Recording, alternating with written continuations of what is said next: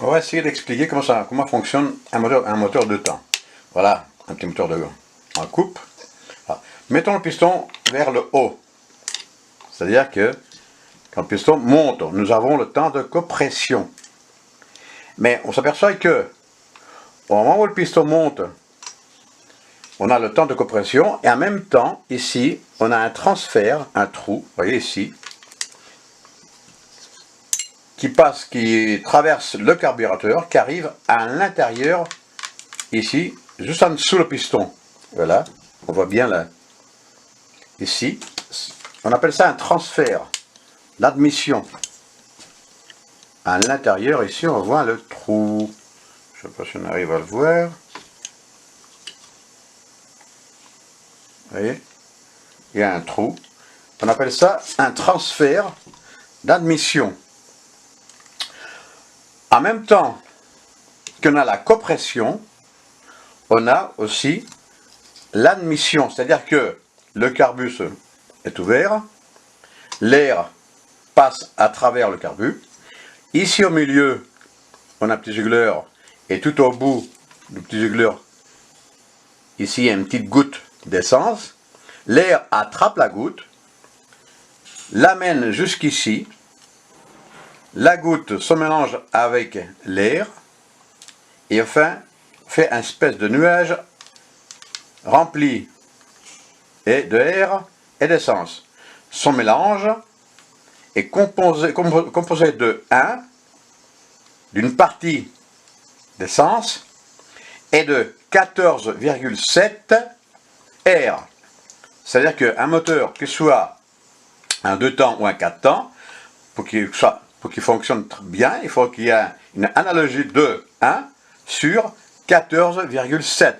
14 fois 0,7 plus d'air que d'essence. Donc ici, toute cette partie-là se trouve à l'intérieur. On a alors compression et admission. Alors par la suite, on a, une fois que l'étincelle ici se produit, le mélange qui se trouve là prend feu, mais le piston commence à monter. Et avec la dynamique du piston, le pousse vers le bas. Le piston descend à ce moment-là, on a le temps d'explosion, de la détente. Le piston descend, on a le temps de la détente, et en même temps aussi, quoi? Cette partie-là, le transfert s'ouvre, c'est là l'échappement. Donc, on a détente et échappement en même temps. Et par la suite, plus on descend, on s'aperçoit que ici, il y a un trou. On appelle ça le transfert d'admission, c'est-à-dire que le transfert d'admission se trouve sur les côtés. Et ça sert à quoi? On avait dit tout à l'heure que,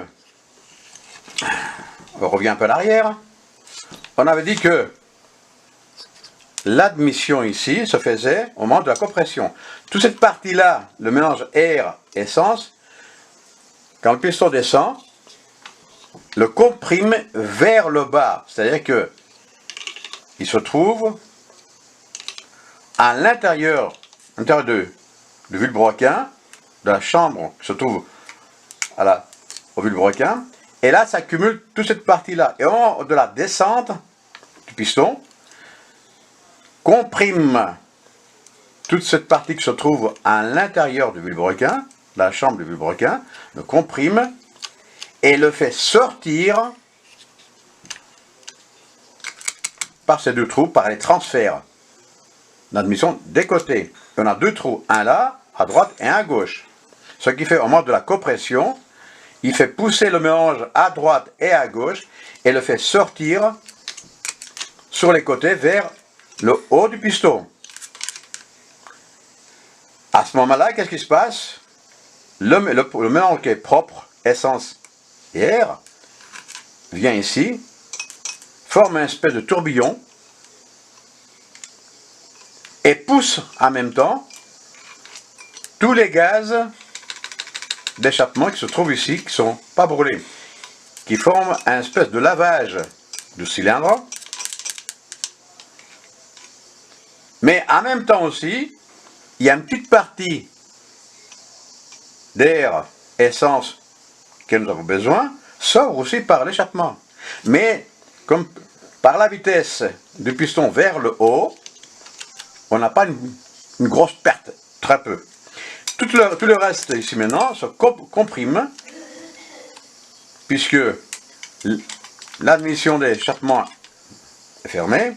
Les deux admissions, comme l'admission devant du carbu, tout est fermé.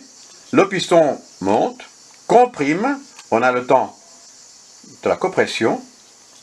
Un peu avant le point mort haut, une étincelle se produit, s'enflamme, et on a par la suite la détente. Alors, pour résumer, nous avons quoi? Au moment de la compression, nous avons aussi en même temps l'admission, c'est-à-dire 2 temps. Et au moment de la détente, nous avons détente et échappement.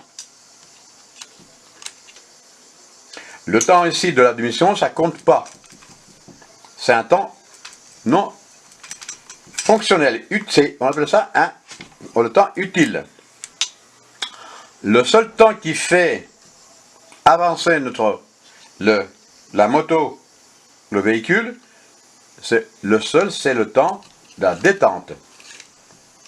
Parmi les 4 temps, le seul temps qui est utile pour faire avancer notre véhicule est le temps de la détente. Les 3 autres temps, on appelle ça un temps fonctionnel, plutôt aide fonctionnel, c'est-à-dire aide à provoquer la détente. Voilà comment fonctionne un moteur de 2 temps, qui est un peu différent d'un moteur de 4 temps que nous allons voir au prochain vidéo. Bon, voilà. Donc pour finir, on en dit que, encore une fois, pour terminer, compression, admission, détente, échappement. Et on aperçoit que pour faire 4 temps, le vilebrequin fait un tour. C'est-à-dire qu'à chaque fois qu'on a de point mort haut vers le point mort bas, on a 2 temps, un demi-tour. Et encore un demi-tour, un tour, pour faire les 2 autres temps. C'est-à-dire que pour un tour complet de vilebrequin, nous avons 4 temps. Voilà pourquoi un moteur de 2 temps peut monter à 12 000 tours, 15 000 tours, 20 000 tours, etc. Que le 4 temps, à part la Formule 1, on n'arrive pas à avoir ces tours-là. Un moteur de 4 temps classique, nous avons aussi 7000 tours. Voilà le fonctionnement d'un moteur 2 temps. Merci. Ici, nous avons un diagramme d'un moteur 2 temps, pour tous ceux qui veulent avoir des connaissances un peu plus sur un 2 temps. Là, ici, c'est un diagramme où on s'aperçoit le point mort haut et le point mort bas. Et sur le point A, on a la détente qui se fait.